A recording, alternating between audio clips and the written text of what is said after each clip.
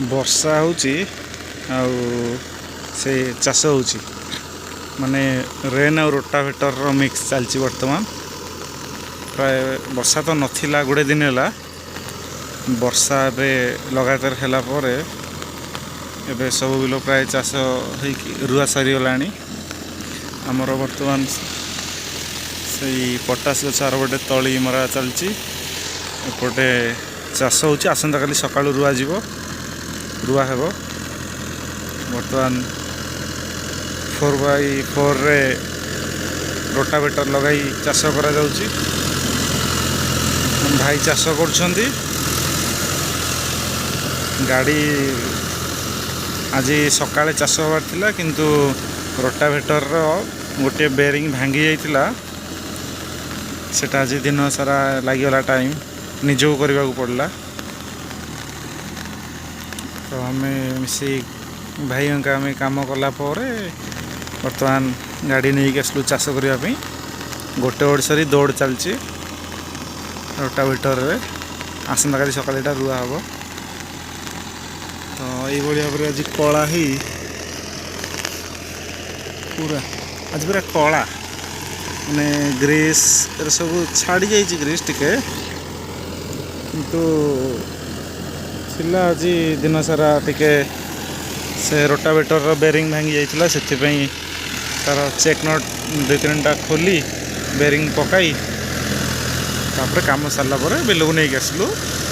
ଏଠି ପାଖାପାଖି ଏଇଟା 1.5 ମାଣରୁ 2 ମାଣ ବିଲ ହେବ।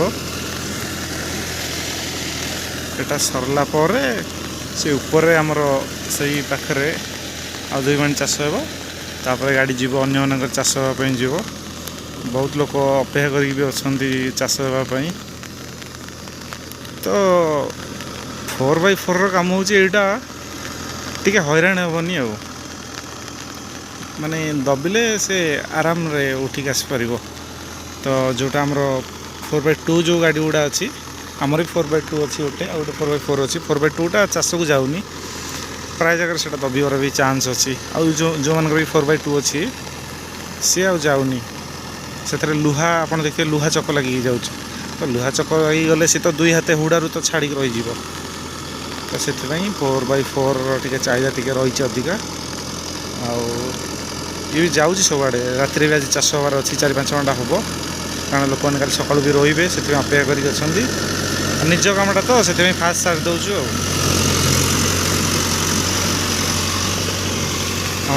ନିଜର ଚାଷ ସରିଲେ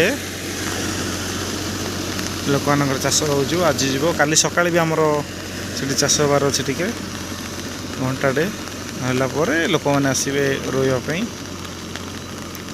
ତ ସନ୍ଧ୍ୟା ପାଖାପାଖି 7ଟା ହେଇଯିବ। 7ଟା ତ ହେଇନି, ତଥାପି 6:20 ହେଇଗଲାଣି। 6:20, 6:30 ହେଇଗଲାଣି। ଆଉ 10-15 ମିନିଟ୍ ପରେ ତ ଇଭିନିଂ ହେଇଯିବ, କିନ୍ତୁ ଚାଷ ହେବ। କଥାରେ ଅଛି ନା,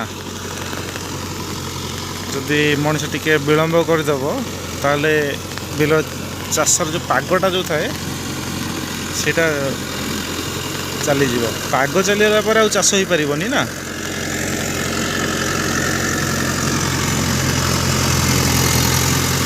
ତ ସେଥିପାଇଁ ବର୍ଷାକୁ ଟିକେ ଅପେକ୍ଷା କରାଯାଇଥିଲା, କାରଣ ବର୍ଷା କେଉଁଠି ବି ନଥିଲା। ବର୍ଷା ହେଲା ପରେ ଏବେ ଚାଷ ହେଲା।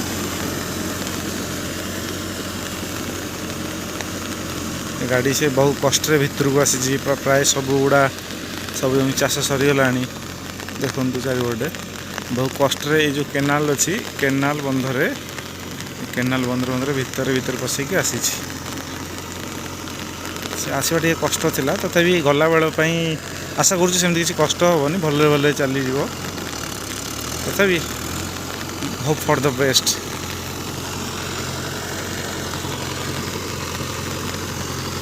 ତ ସେ ପର୍ଯ୍ୟନ୍ତ ଆପଣ ଭିଡ଼ିଓଟିକୁ ଲାଇକ୍ କରନ୍ତୁ, ସେୟାର କରନ୍ତୁ ଏବଂ ସବସ୍କ୍ରାଇବ୍ କରନ୍ତୁ। ଏଇଭଳି ଭାବରେ ମୁଁ ଆପଣଙ୍କୁ ବହୁତ କିଛି ଭିଡ଼ିଓ ଚାଷ ସମ୍ବନ୍ଧୀୟ ଆଣିଦେବି। ଧନ୍ୟବାଦ।